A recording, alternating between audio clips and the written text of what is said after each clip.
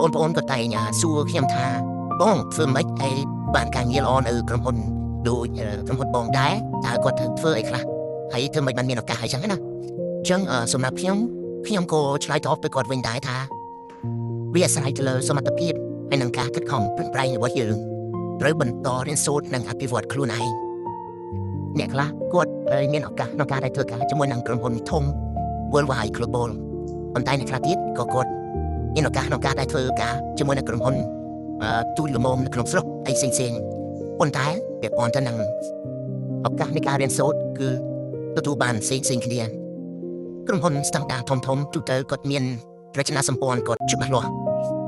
ផ្នែកអីត្រូវទទួលខុសត្រូវទៅលើផ្នែកអីចែកដាច់កន្លែងពីគ្នាសម្រាប់ក្រុមហ៊ុនតូចវិញក៏មានឱកាសក្នុងការដែលអភិវឌ្ឍខ្លួនដោយបានហើយឱកាសរៀនសូត្រអំពីផ្នែកខ្លួនក៏ដូចជាផ្នែកដទៃទៀតនៅពេលដែលត្រូវការឬក៏ពេលដែលចាំបាច់ដូច្នោះក្រុមហ៊ុនធំឬតូចសុទ្ធតែមានតម្លៃនិង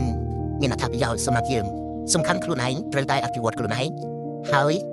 ឲ្យតម្លៃខ្លួនឯងនិងបានចិត្តរៀនសូត្រនៅអ្វីដែលថ្មីអរគុណចា៎ជួបគ្នានៅវីដេអូក្រោយ